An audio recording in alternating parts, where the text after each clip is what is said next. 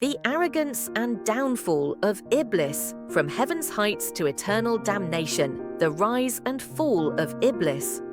Before we witness the moment when Iblis meets the angel of death, we must return to the very beginning to understand his nature, his arrogance, and his cursed destiny. Iblis was not always the despised creature we know today. Once he stood among the righteous, a devoted worshipper whose piety was so profound that even the angels acknowledged him. He was not an angel, as some believe, but a jinn, a being created from smokeless fire. Like humans, the jinn were granted free will. Some chose obedience, while others fell into rebellion. Among them, Iblis was exceptional. His worship was so intense that Allah elevated him to the heavens, allowing him to dwell among the angels. He witnessed the majesty of the divine throne, basked in Allah's mercy, and engaged in constant devotion. Yet, beneath this outward devotion festered a hidden disease: pride, the test of Adam and the birth of arrogance. Then came the ultimate test. Allah created Adam, the first man, from clay, breathing into him a soul and granting him knowledge beyond even the angels' understanding. When Allah commanded the angels and Iblis to prostrate before Adam, it was not worship but a test of humility, a recognition of Adam's honored status. The angels obeyed without question, but Iblis refused. "I am better than him," he sneered. "You created me from fire and him from clay." In that moment, his arrogance was laid bare. He saw himself as superior, more deserving than this new creation. His defiance was not just disobedience, it was a direct challenge to Allah's decree, the curse and the vow of vengeance. Allah cast him out of his mercy, branding him Shaytan, Satan, the accursed. But instead of seeking forgiveness, Iblis made a desperate plea: "Grant me respite until the day of resurrection." He did not ask for pardon, he asked for time. Why? Because he had a plan.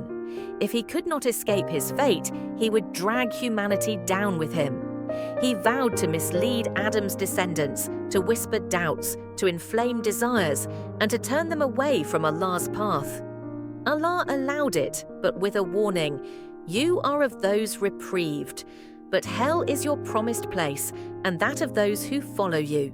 And so, Iblis became mankind's eternal enemy, the deception of Adam and Hawa. His first victims were Adam and Hawa, Eve. He slithered into Jannah, whispering lies, twisting Allah's words until they ate from the forbidden tree. Their mistake led to their descent to earth, but unlike Iblis, they repented, and Allah, in His mercy, forgave them. This was the difference. Adam sinned, but sought forgiveness. Iblis sinned and swore eternal rebellion. The long war against humanity. For millennia, Iblis waged his war. He whispered to kings, convincing them they were gods. He seduced the wealthy, making them believe money was immortality. He deceived sinners, telling them, "Repent later, enjoy life now."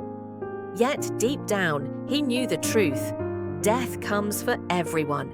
He had seen generations rise and fall. He watched as the angel of death took souls, some gently, others in agony. But he deluded himself into thinking he could escape. The day Iblis meets the angel of death. Then came his final hour. The sky darkened, the air grew heavy. The angel of death, Malak al-Mawt, descended upon him. Iblis, who had spent eternity fleeing truth, now had nowhere to run. He tried to escape, scurrying to mountaintops, diving into oceans, hiding in shadows. But the angel was everywhere. For the first time, Iblis knew true terror. The angel seized his soul, not with mercy, but with wrath. His essence was ripped apart in unbearable agony, worse than any torment he had ever inflicted. The aftermath, judgment, and eternal fire.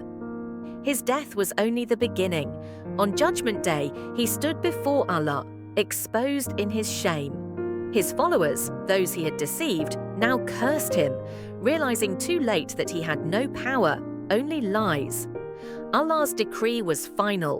Enter hell, you and those who followed you. The gates of Jahannam roared open, its flames hungering for their most infamous prisoner. As he was hurled into the abyss, Iblis screamed, not in defiance but in helpless regret. He had spent eternity leading others to ruin. Now he would burn forever, a prisoner of his own arrogance. The final lesson. The story of Iblis is not just his tragedy, it is a warning. Arrogance leads to destruction, disobedience leads to regret. Allah's mercy is for those who seek it. Iblis is gone, but his whispers remain. The choice is ours. Will we listen to deception, or will we turn to the one who truly grants eternity?